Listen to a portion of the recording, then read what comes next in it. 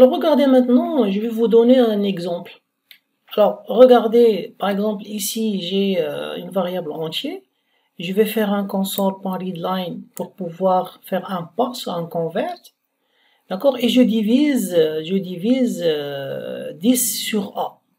Normalement, tout va bien si, regardez, tout va bien si je viens là, je vais par exemple saisir 2. Le 2, il est convertible en entier. Donc si je fais ça, d'accord, regardez, il n'y a pas de problème. Pardon, on va ajouter ici, on va bloquer la console, d'accord. On va prendre un read cable, quelque chose comme ça. On va bloquer la console et on va refaire l'exécution. Regardez, vous refaites l'exécution. Voilà, si je fais un 2, regardez, il n'y a pas de problème, tout est ok. Ça veut dire, nous avons exécuté cette ligne sans problème, nous avons exécuté cette ligne sans problème, et nous avons exécuté cette ligne sans problème. Maintenant, regardez, si je fais ça, si je fais 0, et je fais ça, d'accord? J'ai un problème ici, d'accord? Voilà, le problème, je l'ai là.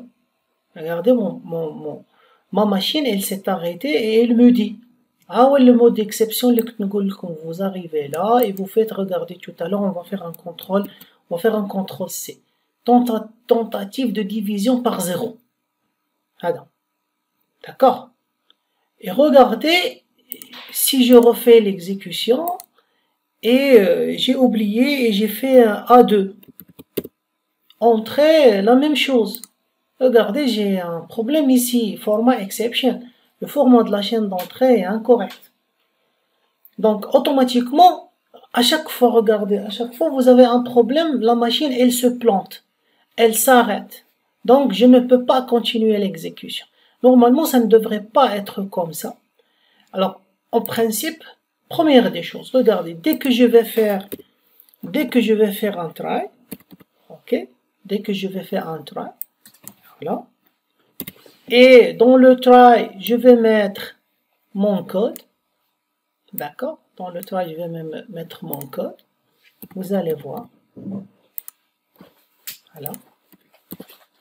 Première des choses, même si je fais une erreur, par exemple, je vais faire comme tout à l'heure, je vais faire un A2, d'accord. Ah, mon programme ne s'est pas planté, hein.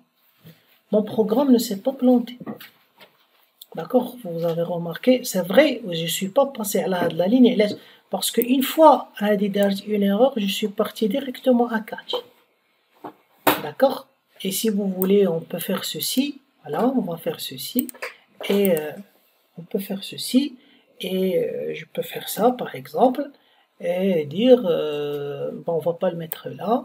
Et pour vous dire, par exemple, on va dire, c'est la fin, d'accord? C'est la fin. D'accord. Regardez, on va passer à c'est la fin. D'accord. Si je fais un A2, d'accord, donc il n'y a pas de problème. Le programme ne s'est pas planté. Même si vous divisez par 0. Si vous divisez par 0, d'accord, il vous dit c'est la fin. D'accord. Mais on ne passe pas par là. Parce que dès qu'il y a une erreur, catch. Dès qu'il y a une erreur, catch. Maintenant, regardez ce qu'on va faire. On va faire comme ça. Et on va dire, tiens, on va dire erreur. On va dire erreur. Dire, oui, nous avons une erreur. Et je fais ça. D'accord, je vais faire A. Il me dit erreur. Et si je fais ça, et je divise par 0, et je fais entrer, il me dit erreur. D'accord, il me dit toujours erreur. Je ne sais pas, je connais les erreurs. D'accord, donc comment je dois faire? Donc à la place de catch, ce n'est plus, d'accord, ce n'est plus exception. Je ne sais pas si j'ai fait, donc j'ai pas fait un, par exemple, je vais faire comme ça, comme je vous ai dit tout à l'heure. Est-ce que vous êtes obligé, d'accord, d'apprendre par cœur les noms des exceptions? Moi, je vais vous dire non. Par exemple, regardez ce qu'on peut faire. Je vais prendre les deux lignes comme ça, pour les faire sortir le catch. je vais exécuter, je vais faire exprès. Je vais faire exprès, voilà, j'ai un problème maintenant, c'est exprès, donc c'est format exception. Donc ça c'est le premier catch. CTRL C et je viens ici, d'accord, et je fais un CTRL V, d'accord, voilà, je vais le nommer EX, et je refais l'erreur, et là je vais diviser par 0, voilà, je vais diviser par 0, et là je prends un عاوتاني, d'accord, je fais un CTRL C, et là regardez ce que je vais faire, je vais ajouter un autre catch ici, je vais ajouter un autre catch. D'accord, pour le catch, je vais lui dire c'est CEX, d'accord, et je vais faire comme ça, voilà, voilà, j'ai deux catchs, d'accord, je vais ramener mes lignes à l'intérieur, et là je vais dire erreur de format, d'accord, erreur de format, et là je vais dire par exemple erreur de division, copier, et là je vais faire CTRL V, je vais faire erreur de division par, d'accord, par 0. Et vous pouvez, si vous voulez, faire par exemple console, d'accord, vous pouvez faire console.write, d'accord, console.writeLine, vous pouvez faire ici ex.message. Voilà. C'est le message du système. C'est le même message qui est apparu tout à l'heure. Donc, vous pouvez faire la même chose ici. Hein. C'est le même message qui est apparu tout à l'heure quand nous avons fait, d'accord, quand nous avons généré l'erreur. Le message qui est le rectangle de l'exception. D'accord. Voilà. Donc, on va faire dans un premier temps, on va faire une erreur sur la première lettre. Alors, erreur de format. Le format de la chaîne d'entrée est incorrect. Et là, dans la deuxième exécution, on va saisir un 0. D'accord? Et il nous dit erreur de division par 0. Ça, c'est notre message. Tentative de division par 0. Ça, c'est le message système. Parfois, c'est pas aussi proche que ça. D'accord? C'est des erreurs qui sont vraiment techniques et l'utilisateur ne peut pas comprendre. Et si vous faites comme ça, et vous faites par exemple 2, et il n'y a pas de problème, tout est OK. D'accord? Tout est OK, ça veut dire nous avons exécuté la ligne et cette ligne, et nous avons sauté tout ça pour arriver là. Si cette ligne génère une erreur, on va venir là, on va exécuter les deux lignes et on va venir là. Si cette ligne génère une erreur, on va sauter tout ça et on va venir et on va exécuter Hadi. D'accord? L'erreur que je vous ai dit tout à l'heure, évitez de faire comme ça. Évitez de faire comme ça. Exception, d'accord, vous faites un EX par exemple là, ne mettez pas le catch exception. Les gens qui ont suivi avec moi le cours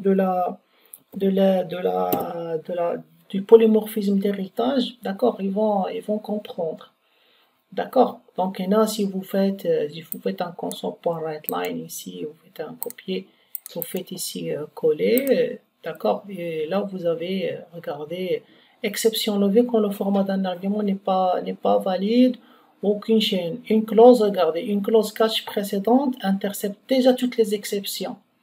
D'accord, de DES ou d'une superclasse. Ça veut dire هادو ne fonctionneront pas. Parce que exception c'est une classe mère les autres exceptions.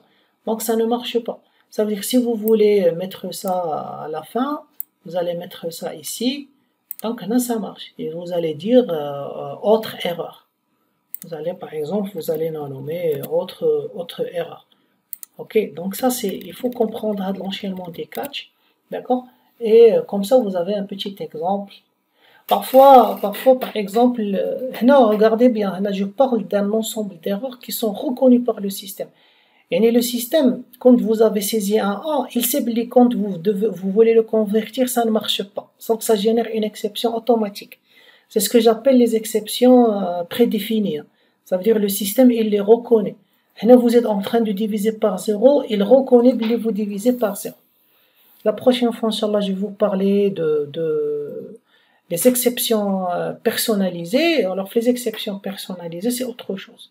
D'accord? Je vais vous expliquer les exceptions personnalisées, c'est pas toujours la même chose. Parce que le système n'arrive pas à comprendre, d'accord, c'est une exception. Par exemple, vous êtes en train de gérer les notes des élèves, ou la note d'un élève ne doit pas être supérieure à 20. C'est une erreur pour vous. ولكن le système, بالنسبة ليه 23, c'est une note. D'accord? 23, c'est un entier. Ou là, c'est un float. Donc, non, je vais vous expliquer la prochaine fois comment on va procéder pour gérer ce qu'on appelle les exceptions personnalisées. Alors, je vous remercie et on se voit la prochaine fois.